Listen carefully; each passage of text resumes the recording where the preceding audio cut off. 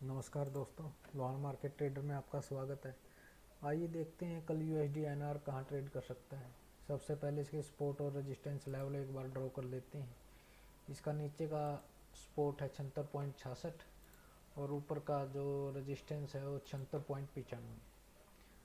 आज इसने अपना हाई 76.95 बनाया है और आज का लो है वो 76.66 है। और कल कहाँ ट्रेड कर सकता है? कल अगर यूएसडी एनआर 76.95 के ऊपर ग्रीन कैंडल का क्लोज हो जाता है और उससे नेक्स्ट कैंडल का फॉलोअप ऊपर की तरफ होता है तो आप बाई कर सकते हो। और डाउन साइड में अगर 76.66 का ब्रेकडाउन करता है और एक रेड कैंडल इसके नीचे क्लोज कर देती है और उससे नेक्स्ट कैंडल का फॉलोअप नीचे की तरफ आता है तो आप सेल कर सकते हो। अगर बीच में कहीं अगर ओपन हो जाता है प्राइस, लेकिन आपको वेट करनी है या तो प्राइस इससे ऊपर जाए या इससे प्राइस नीचे आए। इसके अंदर आपको ट्रेड नहीं लेनी है, इस जोन के अंदर आपको ट्रेड नहीं लेनी। और आज आप कहाँ ट्रेड कर सकते थे? इसकी जो फर्स्ट कैंडल है, ये फर्स्ट कैंडल है, इसमें बायर और सेलर दोनों ने सेम पावर लगाई ऊपर जाने की और नीचे जाने आने की, लेकिन कोई भी सफल नहीं हुआ। इसीलिए इस तरह की कैंडल बनी हुई है जिसकी इतनी लंबी विक ऊपर की तरफ और जितनी लंबी विक नीचे की तरफ, यानी कि सेम विक ऊपर भी इतनी लंबी होनी चाहिए और नीचे भी इतनी लंबी होनी चाहिए। इसको हाई वेव कैंडल बोलते हैं। हाई वेव कैंडल,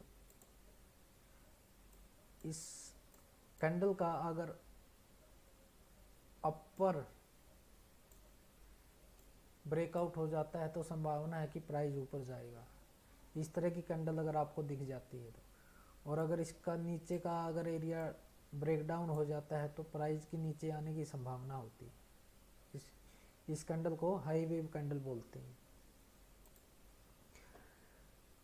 तो आज सबसे पहली कैंडल 9:15 तक की ये कैंडल है। 15 मिनट का ये मैंने टाइम फ्रेम पे चार्ट ओपन किया हुआ है। उसे नेक्स्ट कैंडल भी में भी कोई ट्रेड का कोई ऑप्शन नहीं दिखाई दे रहा। फिर इससे अगली कैंडल में भी कोई ट्रेड का कोई सेटअप नहीं दिखाई दे रहा। जब इस कैंडल का ब्रेक डाउन होता है, ये कैंडल एक कंफर्मेशन कैंडल है, यानी कि इस कैंडल ने ये कंफर्म किया है कि प्राइस अब इससे और नीचे आ सकता है। तो आप इस कैंडल पर आप ट्रेड ले सकते थे, इस कैंडल पर आप ट्रेड ले सकते थे और यहाँ आप एग्जिट कर सकते थे। ये कैंडल बनने के बाद ये एक हैमर कैंडल है। Hammer is a bullish signal.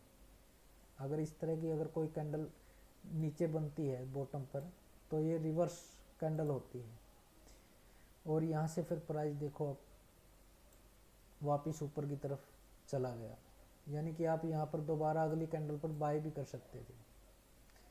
पहले तो आपने इधर यहाँ सेल कर दिया इस कैंडल के कंफर्म होने के बाद, और फिर जब ये नीचे बॉटम पर जब ये कैंडल बन गई तो यहाँ से फिर आप की बाय एंट्री बनती थी इससे अगली कैंडल पर। यहाँ तक का आप टारगेट ले सकते थे। नॉर्मली यूएसडी आईएनआर में अगर प्रॉफिट, कभी कभार ऐसे होता है कि यूएसडी आईएनआर 40 से 45 पॉइंटों का मूव दे जाता है ना, तो नॉर्मली आमतौर पर 8, 10 या 12 पॉइंटों का ही प्रॉफिट होता है, क्योंकि इसमें पॉइंटों में ही डॉलर अप डाउन करता है।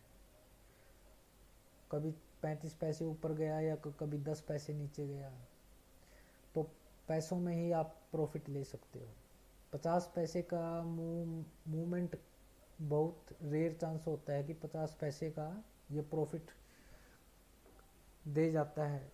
अगर ग्लोबली अगर कोई अचानक ऐसी न्यूज़ आती है जिससे इकोनॉमी पर कुछ साइड इफ़ेक्ट पड़ता है तभी इतना बड़ा मूव आता है। नेचुरली वैसे इतना बड़ा मूव आता नहीं यूएसडी आईएनआर में।